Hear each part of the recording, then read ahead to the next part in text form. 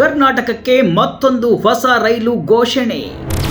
ಬೆಂಗಳೂರಿನಿಂದ 4 ರಾಜ್ಯಗಳಿಗೆ ಸಂಪರ್ಕ. ಹೊಸ ರೈಲಿನಿಂದ ಯಾರಿಗೆಲ್ಲ ಅನುಕೂಲ?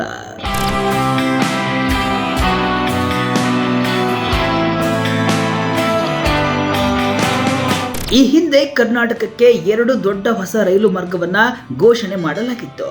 ಅದರ ಬೆನ್ನಲ್ಲೇ ಈಗ ಕರ್ನಾಟಕಕ್ಕೆ ಮತ್ತೊಂದು ಹೊಸ ರೈಲು ಘೋಷಣೆಯಾಗಿದೆ.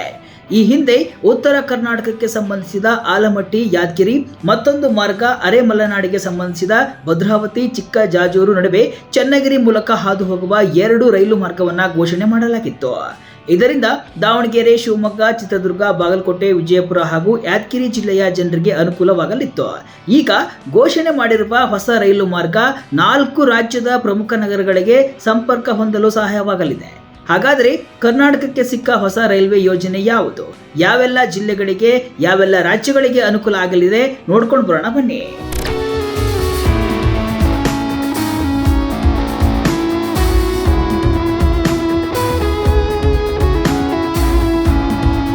ಹೌದು, ಕರ್ನಾಟಕದಲ್ಲಿ ರೈಲ್ವೆ ಕ್ರಾಂತಿಯೇ ಶುರುವಾಗಿದೆ.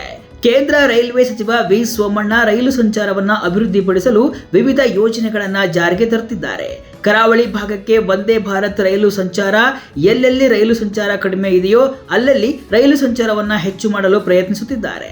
ಈಗ ಕರ್ನಾಟಕಕ್ಕೆ ರೈಲ್ವೆ ಮಂಡಳಿ ಮತ್ತೊಂದು ಹೊಸ ರೈಲು ಮಾರ್ಗವನ್ನ ಘೋಷಣೆ ಮಾಡಿದೆ. ಹೌದು, ಕರ್ನಾಟಕ ಮತ್ತು ಮಧ್ಯಪ್ರದೇಶದ ನಡುವೆ ನೇರ ರೈಲು ಸಂಪರ್ಕವನ್ನ ಹೆಚ್ಚಿಸುವ ಉದ್ದೇಶದಿಂದ ಬೆಂಗಳೂರು ಗ್ವಾಲಿಯರ್ ನಡುವೆ ಹೊಸ ಸಾಪ್ತಾಹಿಕ ಎಕ್ಸ್ಪ್ರೆಸ್ ರೈಲು ಆರಂಭಿಸಲಾಗಿದೆ. ಹೊಸ ಸಾಪ್ತಾಹಿಕ ಎಕ್ಸ್ಪ್ರೆಸ್ ರೈಲು ಸೇವೆ. ಹೊಸ ರೈಲಿನ ವೇಳಾಪಟ್ಟಿ ಏನು? ಬೆಂಗಳೂರಿನ ಸರ್ ಎಂ ವಿಶ್ವೇಶ್ವರಯ್ಯ ಟರ್ಮಿನಲ್ ಮತ್ತು ಮಧ್ಯಪ್ರದೇಶದ ಗ್ವಾಲಿಯರ್ ನಿಲ್ದಾಣಗಳ ನಡುವೆ ಹೊಸ ಸಾಪ್ತಾಹಿಕ ಎಕ್ಸ್ಪ್ರೆಸ್ ರೈಲು ಸೇವೆಯನ್ನ ರೈಲ್ವೆ ಮಂಡಳಿ ಸಂಚರಿಸಲು ಘೋಷಿಸಿದೆ. ಈ ಸೇವೆಯು SMVT ಬೆಂಗಳೂರು ಗ್ವಾಲಿಯರ್, SMVT ಬೆಂಗಳೂರು ಸಾಪ್ತಾಹಿಕ ಎಕ್ಸ್ಪ್ರೆಸ್ ಆಗಿ ಕಾರ್ಯನಿರ್ವಹಿಸಲಿದೆ. ಇನ್ನು ಹೊಸ ರೈಲಿನ ವೇಳಾಪಟ್ಟಿ ಹೇಗಿರಲಿದೆ ಅಂತ ಅಂದ್ರೆ, SMVT ಬೆಂಗಳೂರು ಗ್ವಾಲಿಯರ್ ಸಾಪ್ತಾಹಿಕ ಎಕ್ಸ್ಪ್ರೆಸ್ ಜೂನ್ 29ರಿಂದ ಪ್ರತಿ ಭಾನುವಾರ ಮಧ್ಯಾಹ್ನ 3:50ಕ್ಕೆ ಬೆಂಗಳೂರಿನ ಸರ್ ಎಂ ವಿಶ್ವೇಶ್ವರಯ್ಯ ಟರ್ಮಿನಲ್ನಿಂದ ಹೊರಟು ಮಂಗಳವಾರ ಬೆಳಗ್ಗೆ 10:25ಕ್ಕೆ ಗ್ವಾಲಿಯರ್ ಜಂಕ್ಷನ್ಗೆ ತಲುಪಲಿದೆ. ಮರಳಿ ಗ್ವಾಲಿಯರ್ SMVT ಬೆಂಗಳೂರು ಸಾಪ್ತಾಹಿಕ ಎಕ್ಸ್ಪ್ರೆಸ್ ಜುಲೈ 4, 2025ರಿಂದ ಪ್ರತಿ ಶುಕ್ರವಾರ ಮಧ್ಯಾಹ್ನ 3 ಗಂಟೆಗೆ ಗ್ವಾಲಿಯರ್ನಿಂದ ಹೊರಟು ಭಾನುವಾರ ಬೆಳಗ್ಗೆ 7:35ಕ್ಕೆ SMVT ಬೆಂಗಳೂರಿಗೆ ಆಗಮಿಸಲಿದೆ. ಎಕ್ಸ್ಪ್ರೆಸ್ ರೈಲಿನಲ್ಲಿ ಎಷ್ಟು ಬೋಗಿಗಳಿವೆ? ಹೊಸ ರೈಲಿನಿಂದ ಯಾರಿಗೆಲ್ಲ ಅನುಕೂಲ? ಈ ರೈಲು ಸೇವೆಯು 22 ಆಧುನಿಕ LHB ಬೋಗಿಗಳನ್ನು ಒಳಗೊಂಡಿರಲಿದೆ. ಇವುಗಳಲ್ಲಿ 2 AC2 tyre, 4 AC3 tyre, 3 AC3 tyre economy, 7 sleeper class, 4 general second class, 1 second class luggage come ಅಂಗವಿಕಲ ಸ್ನೇಹಿ ಕಂಪಾರ್ಟ್ಮೆಂಟ್ ಮತ್ತು 1 ಲಗೇಜ್ ಜನರೇಟರ್ ಮತ್ತು ಬ್ರೇಕ್ ವ್ಯಾನ್ ಕೋಚ್ ಸೇರಿವೆ.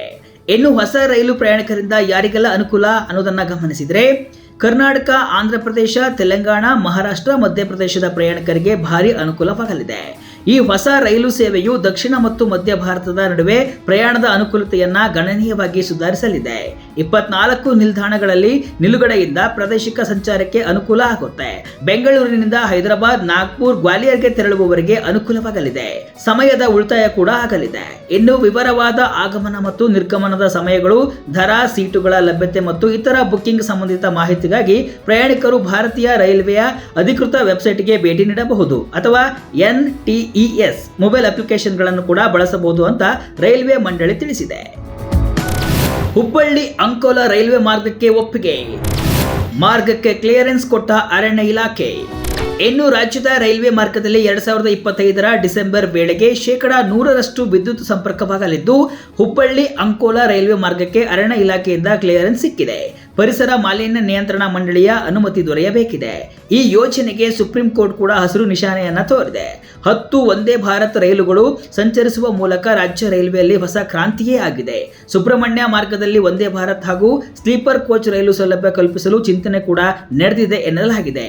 ಇನ್ನು ಧರ್ಮಸ್ಥಳಕ್ಕೂ ಕೂಡ ರೈಲು ಸಂಚಾರ ಆರಂಭಿಸಲು ಚಿಂತನೆ ನಡೆದಿದ್ದು, ಅರಣ್ಯ ಇಲಾಖೆಯು ಒಪ್ಪಿಗೆ ಕೊಟ್ಟರೆ ಧರ್ಮಸ್ಥಳಕ್ಕೂ ಕೂಡ ರೈಲು ಸೇವೆ ಆರಂಭಿಸಲಾಗುವುದು ಅಂತ ಹೇಳಲಾಗ್ತಿದೆ.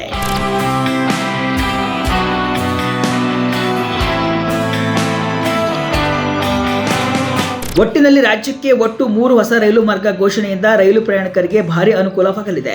ಕರ್ನಾಟಕ ಮತ್ತು ಮಧ್ಯಪ್ರದೇಶದ ನಡುವೆ ನೇರ ರೈಲು ಸಂಪರ್ಕದಿಂದ ವ್ಯಾಪಾರ ವಹಿವಾಟಿಗೂ ಕೂಡ ಸಹಾಯ ಆಗಲಿದೆ. ಹೊಸ ಸಾಪ್ತಾಹಿಕ ಎಕ್ಸ್ಪ್ರೆಸ್ ರೈಲು ಪ್ರಯಾಣಿಕರಿಗೆ ಹೆಚ್ಚು ಅನುಕೂಲ ನೀಡುವುದರಲ್ಲಿ ಯಾವುದೇ ಡೌಟು ಇಲ್ಲ.